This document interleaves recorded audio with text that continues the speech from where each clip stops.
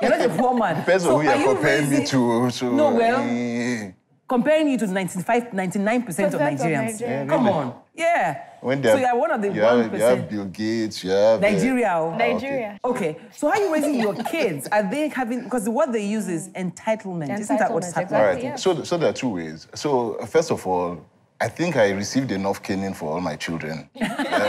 So you don't cane them? No, I don't.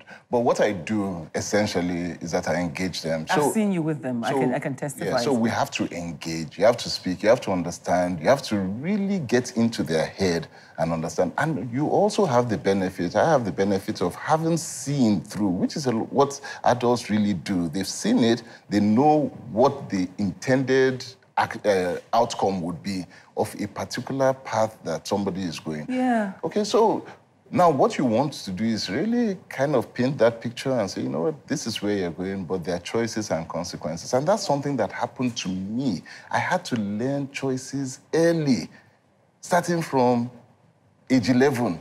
First of all, which secondary school are you going to go to? Can you imagine my father asking me that? I passed Ibobi and King's College, and I had to make the choice myself. At 11, which school to go to? How do you even begin? Where do you want to start with that kind of thing?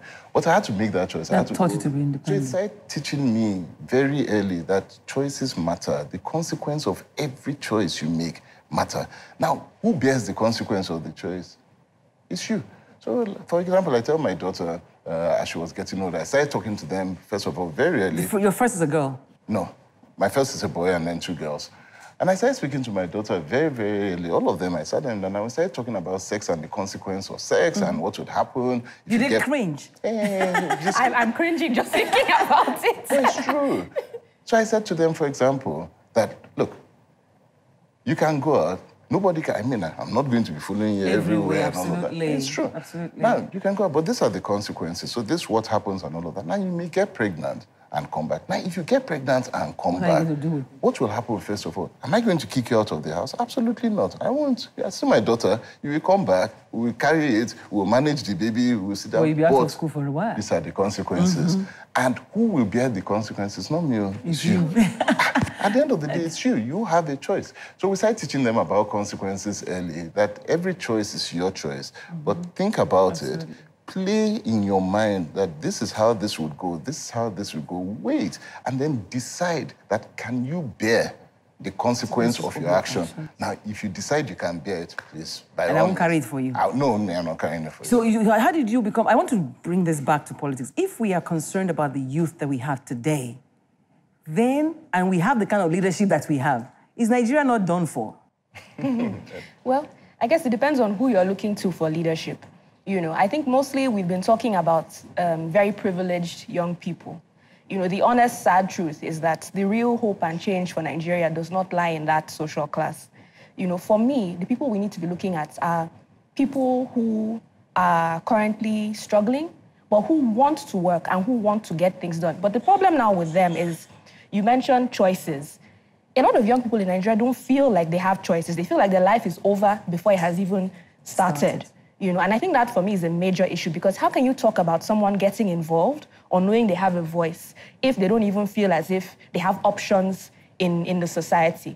I guess you can address that, because through Nehemiah Youth Initiative, how do you try to do this? So essentially, first, there are two things that you must always portray to people. And remember that people need to have a vision. So you need to be able to paint something that they can look up to.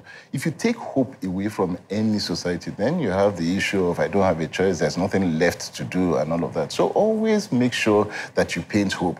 Now, hope is actually in the narrative at the end of the day. I can't, depending on, whose view you're looking at. So you can take the cliche, glass is either half full or half empty, those kind of things.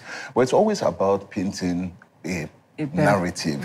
What is the narrative of Nigeria? What are the beautiful things of this country that you can see? So some of the things that I ask them, first of all, is just think about it. It is not a mistake. First, it's never a mistake that you look at a country like Nigeria and you take a look, because a lot of times they don't even know what the larger what Nigeria looks like. What it looks like. Where is Kogi? Where is Sokoto? They haven't even seen that, not to talk of neighboring countries. So I give an example. I say, if you have Benin on this side, Niger on that side, Cameroon on this side, the population of all of them together is still not the population of Nigeria. Is it a mistake? It's not a mistake. It's not a mistake that they packed so many people into this country and left few people outside. Is it a mistake that you have all the natural resources that we see in Nigeria? It's not a mistake. Is it a mistake that you have any kind of crop that you want? You plant it, it will grow. It's not a mistake. What is the mistake then? Now, at the end of the day, the mistake is not appreciating why all these things are here. And the reason why they're here are leadership issues. And that's where you start getting to. You are given these things because you have the responsibility to guard, to hold, to nurture, and to lead. You're given these things to use as an avenue for you to show others what they should do. Nigeria has a leadership mandate. No, that's each individual. But there must be somebody in the forefront, because, I mean, brings me back. I think I'll take a short break now, and I'll have our final moments of conversation with my team, right, including Tabia, if you don't go. Now a team. That's right.